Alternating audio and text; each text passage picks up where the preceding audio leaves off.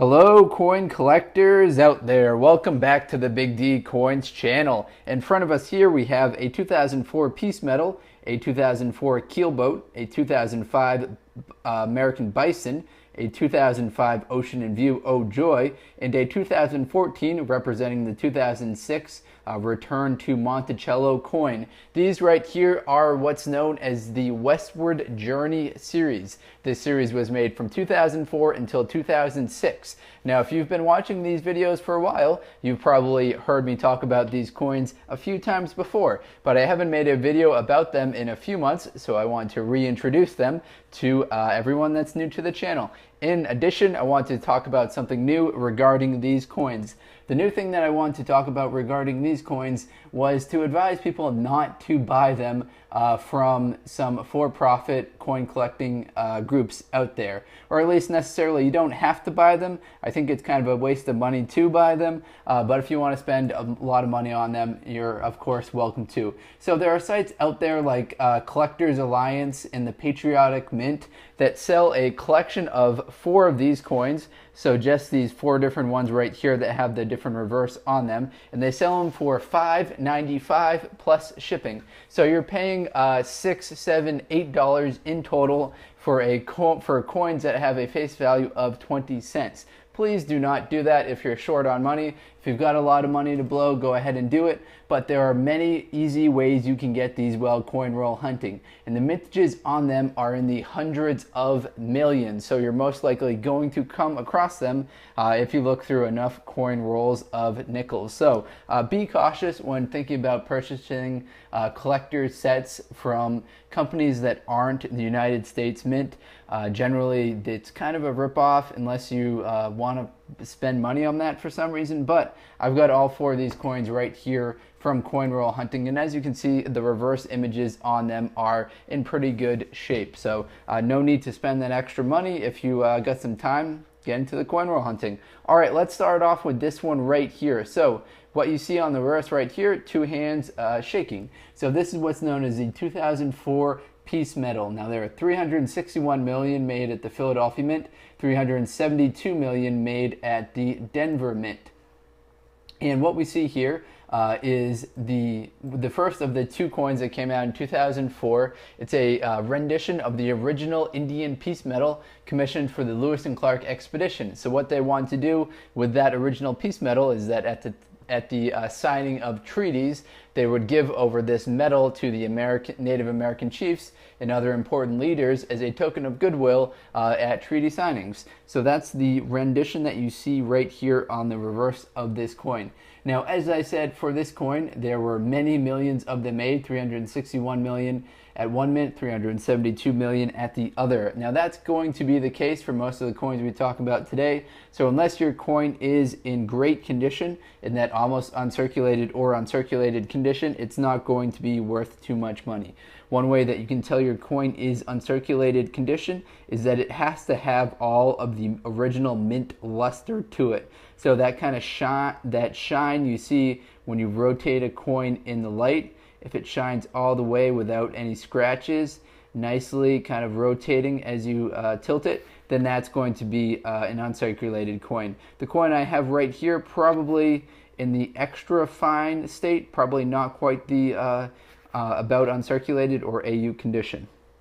Now let's move on to the next one in the series. This one also came out in 2004. This is the Keelboat. So what we see on the reverse of this one right here is a boat that the Keelboat was the type of boat that Lewis and Clark used.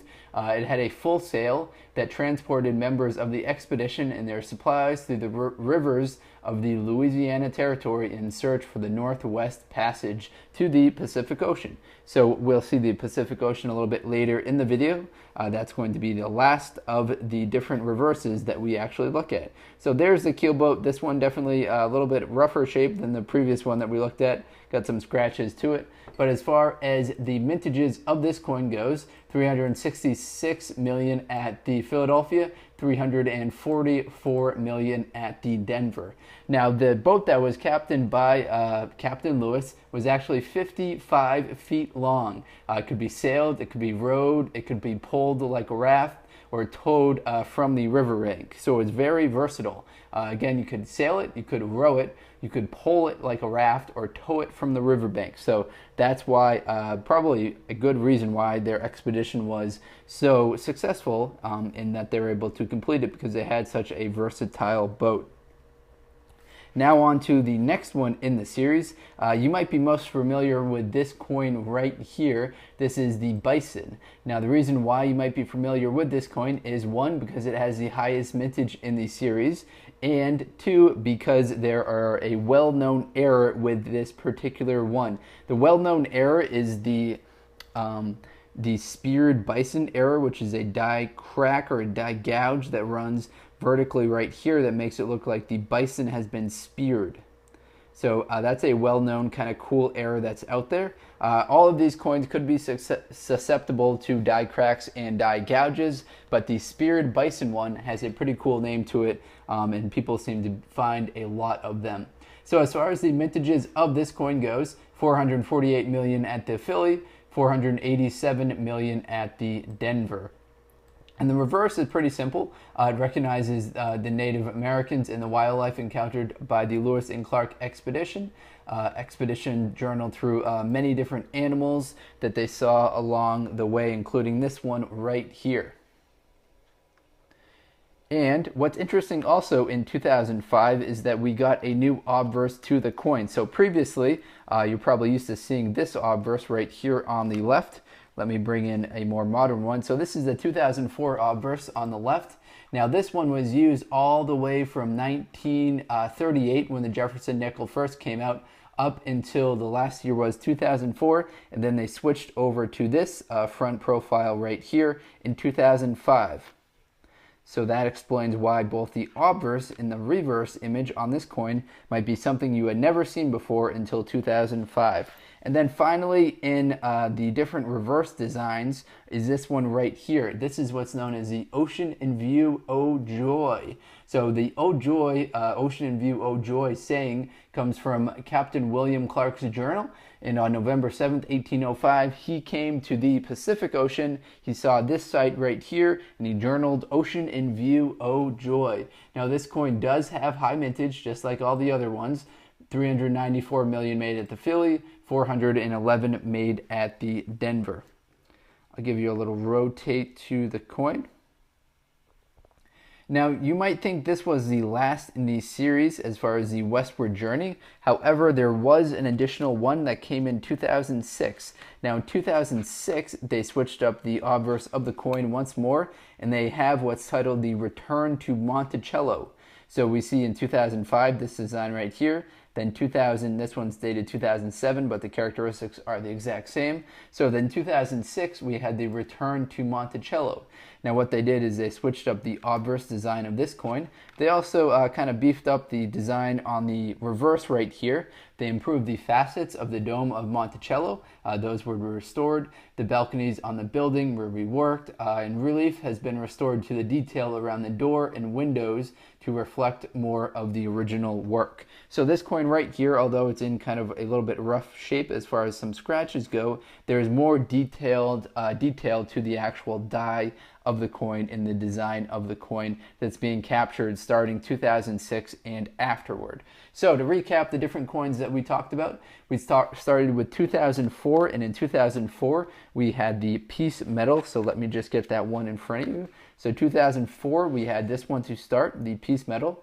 Then we had the Keelboat, also in 2004. Then in 2005, the American Bison, this coin right here. 2005, also Ocean in View, Oh Joy. And then wrapping it up in 2006, the Return to Monticello, which had this obverse and a more detailed reverse to it. Now, hopefully you found this video informative. If you were trying to figure out if these coins are valuable, unfortunately, kind of the answer for that, like many of my videos, is if they are in circulated condition, like the ones we see right here, they're not going to be worth too much. Now, the problem with these coins that won't increase the value is that they're just a basic copper, nickel, metal content to them. They are not silver. The only silver nickels that I'm aware of that are kind of more modern are the 1942 to 1945, what are known as the wartime nickels.